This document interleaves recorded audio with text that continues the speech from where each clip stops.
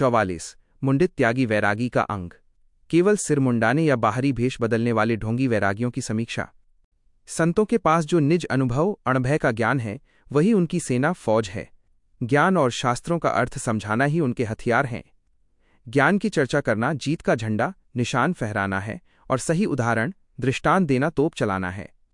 ज्ञान के गहरे भेदों को जानना उनके सेनापति अमराव हैं।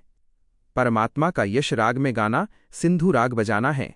सतज्ञान में बुद्धि का पक्का होना शूरवीरता है और दूसरों को उस आनंद पद का ज्ञान देना जोर से तलवार शमशेर चलाना है। जिन संतों के पास ये ज्ञान की सेना होती है, उनसे कोई बहस में जीत नहीं सकता। आदि सतगुरु सुखराम जी महाराज कहते हैं कि सभी ज्ञानी उनके सामने हाथ जोड़कर झुक जाते हैं।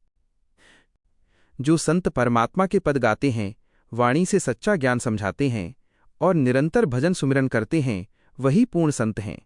आदि सतगुरु सुखराम जी महाराज कहते हैं कि ऐसे संतों के चेहरे पर परमात्मा के नाम का तेज नूर बरसता रहता है।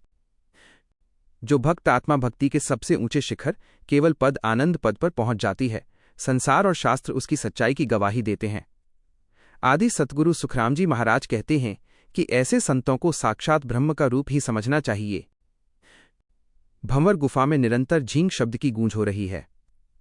जैसे किसी मंदिर देवल में जाने पर घंटियों और मंजीरों की आवाज आती है और वही वहां पहुंचने का प्रमाण होती है, वैसे ही भंवर गुफा में झींग शब्द की आवाज सुनाई देना आंतरिक साधना की सही परीक्षा और अनुभव का प्रमाण है।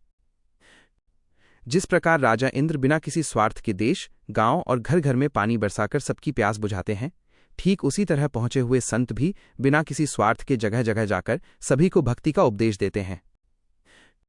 जिस प्रकार हवा को कोई बुलाता नहीं है, वो बिना बुलाए पूरे देश और संसार में सब जगह बराबर बहती है, उसी प्रकार पहुंचे हुए संत भी बिना किसी बुलावे के स्वयं सब जगह जाकर ज्ञान देते हैं।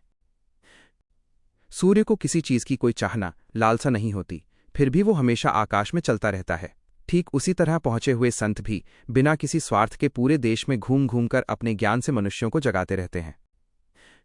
जिस प्रकार सूर्य देश, गांव, घर और शहर हर जगह आकर अपना प्रकाश फैलाता है और उजाला करता है, उसी तरह पहुंचे हुए संत भी सब जगह जाकर अपने ज्ञान का उपदेश देते हैं।